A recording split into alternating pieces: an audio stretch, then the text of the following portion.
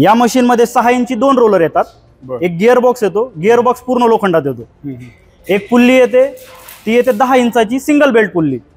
जो आपला पत्रा येतो कव्हरचा हा येतो 1.2 चा, आणि सडू नये म्हणून आपण जो पत्रा देतो हा येतो चक्कर प्लेट येते, हे येते 1.5 mm ची। आपला जो गिअर बॉक्स आहे, मी तुम्हाला गिअर बॉक्स दाखवतो अजून। नमस्कार शेतकरी बांधवांनो, माझे नाव सागर देशमाने आणि आपण आता आहात अंबिका ॲग्रो या कंपनीमध्ये।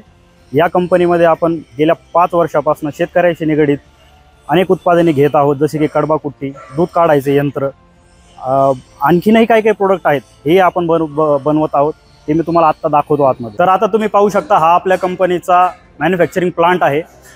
आपल्याकडे चाफ कटरमध्ये 3 HP Ambika, 5 HP Ambika, Toofan, mini Toofan, हायर नेक आणि मिल्किंग मशीनमध्ये सिंगल बकेट, डबल बकेट अशा प्रकारचे उत्पादने आहेत आपल्याकडे। हे आहे मिनी तुफान चाफ कटर। या मशीनमध्ये 2 ब्लेड्स येतात, आपण याला 3 ब्लेडमध्येही कन्वर्ट करू शकता। 2 ब्लेड केले तर कुट्टीची साईज तुमची मोठी येणार आहे, 3 ब्लेड केले तुम्हाला वाटलं आपल्याला कुट्टीची साईज थोडी छोटी पाहिजे, तुम्ही 3 ब्लेड करून घेऊ शकता। आणि 2 चे 3 ब्लेड करणे हेही एकदम तुम्ही घरच्या घरी करू शकता। हे 2 नट खोलले, इथे लावले, तुमचे 3 ब्लेड होणार आहे मशीन। तुम्हाला फक्त एक एक्स्ट्रा ब्लेड कंपनीकडून घेणे आणि तुम्ही घरच्या घरी 3 ब्लेड करू शकता। याची सेटिंगही आपण घरच्या घरी लावू शकता। या मशीनमध्ये 6 इंची 2 रोलर येतात, एक गिअर बॉक्स येतो, गिअर बॉक्स पूर्ण लोखंडात येतो, एक पुल्ली येते, ती येते 10 इंचाची सिंगल बेल्ट पुल्ली। जो आपला पत्रा येतो कव्हरचा हा येतो 1.2 चा, आणि सडू नये म्हणून आपण जो पत्रा देतो हा येतो चक्कर प्लेट येते, हे येते 1.5 mm ची।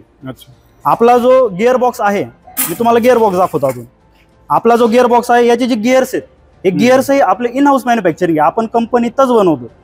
हे जे गिअर्स आहेत हे पूर्ण लोखंडात आहेत, याचं मटेरियलही लोखंडाच्याही पुढच्या ग्रेडचं आहे। याला आपण हार्डनिंगही करतो, जेणेकरून तुमचे गिअर्स आहेत हे खराब होणार नाही, बरोबर, वर्षानुवर्षे चालतील। याला 2 बेरिंग येतात। त्याच्यानंतर हा जो पत्रा येतो हा 3 mm चा येतो। या मशीनचं पूर्ण वजन जातं 110 किलोचं। तुमचा चारा गुतला त्यासाठी आपण हा गिअर बॉक्स दिला। या गिअर बॉक्सने तुमचे 2 कामं होणार आहेत, एक तर मशीनची ताकद वाढते, दुसरी गोष्ट तुमचा चारा उद्या फसला आतमध्ये तर फक्त गिअर ओढा, तुमचा चारा मागे येईल। हे मशीन येतं आपलं ब्लोअर मॉडेलमध्ये। या मशीनला 2 ब्लोअर्स आहेत, एक येतो इथे, एक ब्लोअर येतो आणि एक खाली एक ब्लोअर येतो। ज्यांना चारा थोडा जास्त लांब फेकायचा आहे त्यांना वरचा ब्लोअर, ज्यांना जरा खाली चारा फेकायचा आहे त्यांना खालचा ब्लोअर, असे 2 ब्लोअर्स येतात। याला एक झाकण येतं, वरतून बंद केलं तर खालचा चालू होणार तुमचा ब्लोअर, आणि खालचा केला तर वरचा ब्लोअर चालू होणार। बरं सर, ही मशीन आपण किती जनावरांसाठी यूज करू शकतो? हे मशीन सर मी रेकमेंड करेल 1 ते 10 जनावरांसाठी। हे मशीन तुमचं 2 HP single phase, 3 HP single फेजलाही चालतं, 3 फेजलाही चालतं। अच्छा, म्हणजे पण चालतं? हो, याची जी कॅपॅसिटी आहे ही 1 टनापर्यंत आहे। सर, आपल्याकडे काही दुधाचे कॅन मी बघितले किंवा इथे जे आहेत त्याच्याबद्दल थोडीशी माहिती सांगा मला। सर, ह्या मिल्किंग बकेट्स आहेत आपल्या। अच्छा, ही आता जी बकेट पाहता ही 25 लिटर मध्ये येते। बर, ही फूड ग्रेड SS मध्ये येते, ही आपल्याकडे अवेलेबल आहे। याच्यात तुम्हाला 20 लिटरचा ही कॅपॅसिटी मिळते, तीही आपल्याकडे अवेलेबल आहे। ओके, आणि ही समोर जी मशीन दिसते ते याला मोनोब्लॅक मशीन म्हणतात सर, हेही आपल्याकडे अवेलेबल आहे। याच्यात अजूनही 2-3 प्रकार येतात, बेल्ट ड्रिव्हन म्हणतात त्याला, ज्याच्यात सिंगल बकेट, डबल बकेट याही मशीन्स येतात आपल्याकडे। ही आहे आपली 3 HP अंबिका उस्मानाबादी मशीन। बर, या मशीनला उस्मानाबादी प्रकारात मोडती। या मशीनला सायंटिफिकली हॉरिझॉन्टल चाफ कटर म्हणतात, कारण की याचे ब्लेड्स आडवे आहेत, आपण पाहू शकता। ओके, ही मशीन 95 किलो मध्ये येते। या मशीनचा जो हा पत्रा येतो हा येतो 6 mm चा, जे झाकण येतो 4 mm मध्ये येतो। हा जो गिअर येतो रिंग गिअर, याला फ्लायव्हील गिअर म्हणतात। हा गिअर येतो पूर्ण लोखंडामध्ये। हा गिअर आल्यानंतर आपण याला बनवतो आणि मशीन मध्ये फिट करतो, बरोबर। हा जो गिअर येतो साईडचा याच्या, हा येतो 15 जाती गिअर, हाही आपला इन हाऊस मॅन्युफॅक्चरिंग आहे।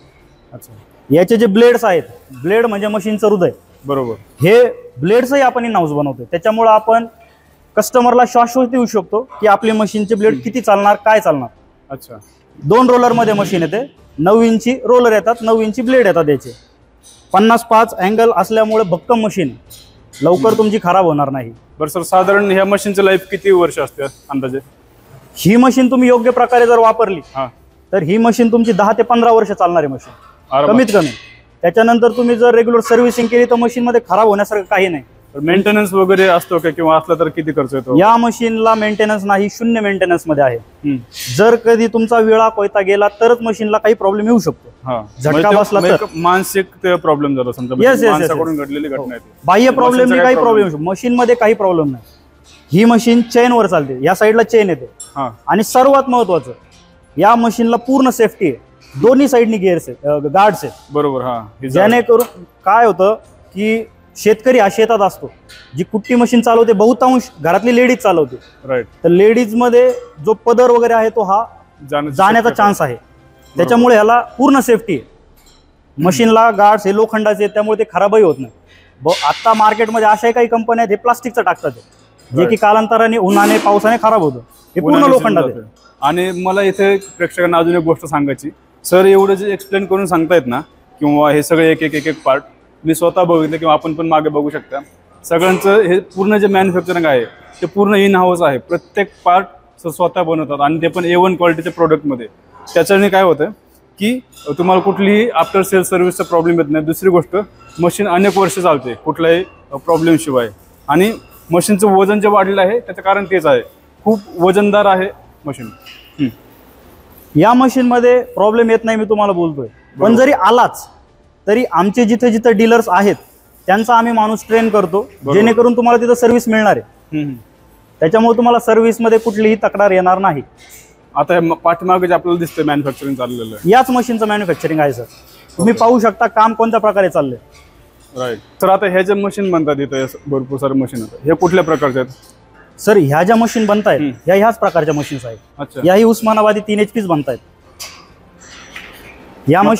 या मशीन तुम्हाला ओपन असल्यामुळे आता मला तुम्हाला जरा व्यवस्थित सांगता येईल.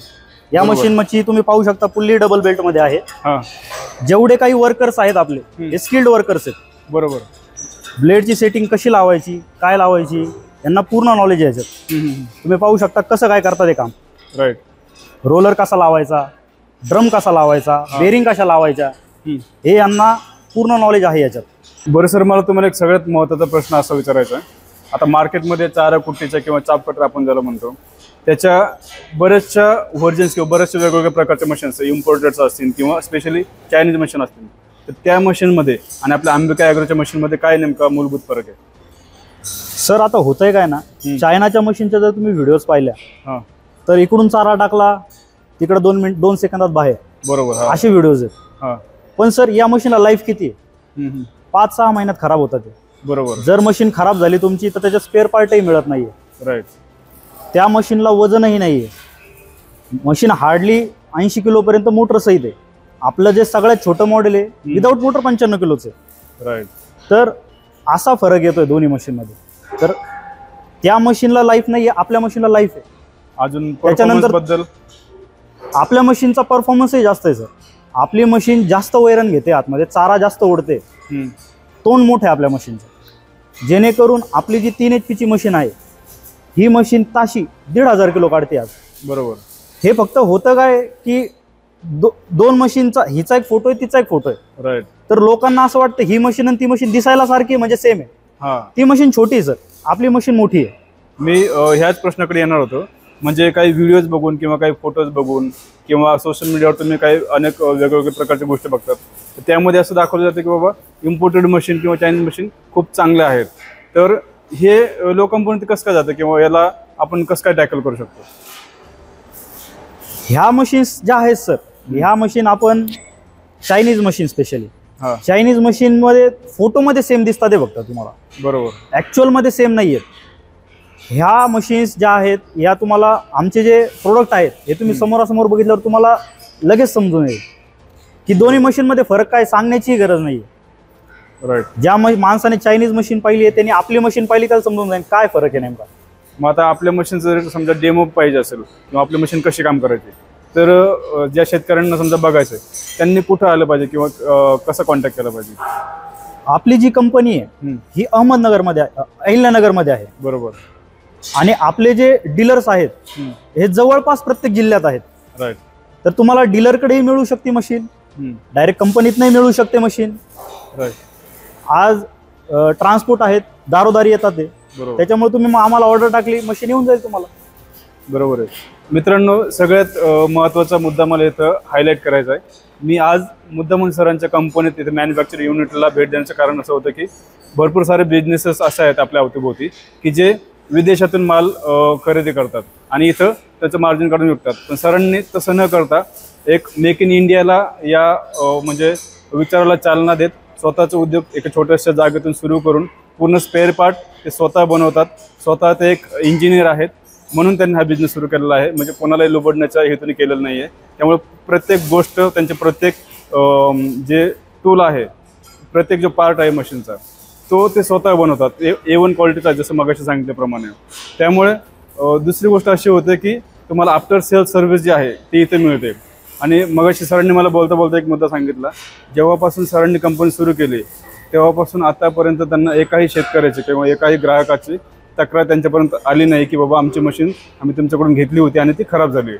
तर हे कसं काय शक्य झालं सर तुम्हाला? म्हणजे आतापर्यंत एकही तुम्हाला तक्रार कशी काय नाही आली? सर, आपण जेवढे तुम्हाला मी मगाशी सांगितलं, आपण जेवढे पार्ट्स वापरतोय मशीनमध्ये सर्व आपण बनवतोय. त्यामुळे मी तुम्हाला शाश्वती देऊ शकतो की हा पार्ट जास्त दिवस चालणार आहे तुमचा. मार्केटमध्ये तुम्हाला ब्लेड्स मिळतात, आम्ही ब्लेड बनवतोय बरोबर, पण आम्ही आमच्या मशीनला टाकतोय आणि कस्टमरला देतोय. तर दिसायला सेम आहे सर, पण आतमध्ये जे मटेरियल आहे, जी क्वालिटी आहे, ही आम्ही बनवत असल्यामुळे आम्हाला माहिती आहे आम्ही काय बनवतोय. मार्केटमध्ये दिसतं सेम, पण त्याची आमच्यासारखी क्वालिटी नाही आहे. हार्डनिंग म्हणा, मटेरियल म्हणा, हे आम्ही CNC वरती बनवतोय आज. त्याच्यामुळे आम्ही तुम्हाला ती शाश्वती देऊ शकतो. बरं सर, आता ज्या क्वालिटीबद्दल आपण आता बोलतोय, आता मी समजा दिवसभर तुमचा प्लॅन बघितला त्याच्यामुळे मी विश्वास ठेवू शकतो. पण काही व्हिडिओ बघून म्हणा किंवा भूलथापांना बळी पडून ज्या हलक्या दर्जाच्या किंवा सुमार दर्जाच्या मशीन्स आहेत, ज्या मे बी 1000-2000 कमी किमतीत भेटत असतील, पण त्या न घेता किंवा दोन्ही मशीनमध्ये, आता इथं आम्हाला इथं असं म्हणायचंच नाही की दुसरं मशीन घेऊ नका, फक्त आमचंच घ्या. मला किंवा सरांना एवढं सांगायचं की अगोदर तुम्ही बघा, कम्पॅरिझन करा, तुम्ही स्वतःच्या डोळ्याने बघा किंवा त्याचा डेमो घ्या. त्याच्यानंतर तुमचा निर्णय तुम्ही घ्या, तुम्हाला कोणती मशीन चांगली वाटते ती घ्या. याच्यात काय कुठली जबरदस्ती नाही. पण ही मशीन चांगली आहे किंवा बऱ्याच शेतकऱ्यांचे गरिबांचे पैसे वायाला जातात खराब मशीन घेतल्यामुळे किंवा त्यांना सर्व्हिस पण व्यवस्थित भेटत नाही. तर हे टाळण्यासाठी काय केलं पाहिजे? सर, तुम्ही ज्यावेळेस मशीन पाहताय, मशीनचा आकार पाहू नका. मशीन किती मोठी आहे, त्याच्यात काय वापरलं ते पहा तुम्ही. मशीनमध्ये जे मेन पार्ट्स आहेत ते ब्लेड्स आहेत. बरोबर. त्याच्यानंतर तुमचा पत्रा झाला जो की सडतो कालांतराने, त्याचे गिअर्स झाले. हे पार्ट पहा तुम्ही. आणि मशीन घेताना एक मशीन नका पाहू, 2-3 मशीन पहा.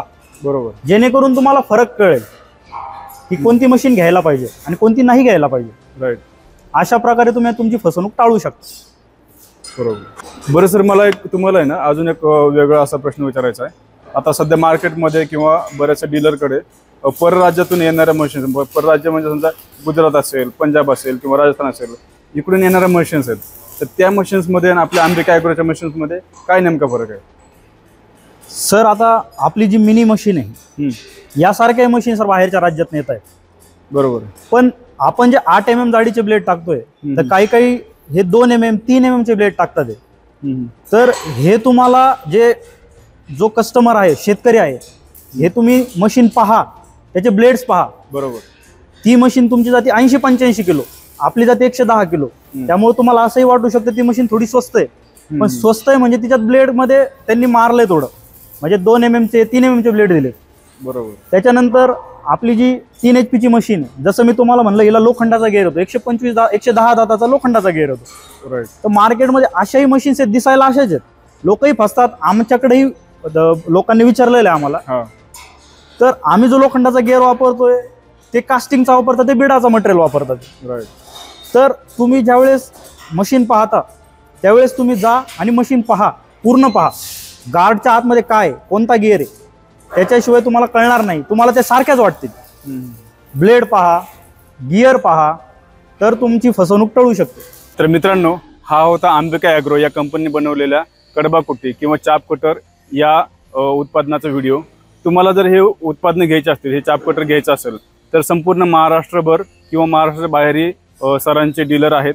तुम्ही कुठल्याही डीलरकडे गेलात आणि अंबिका ॲग्रोचं जर कडबाकुट्टी मशीन किंवा चाप कटर मागितलं तुम्हाला मिळून जाईल.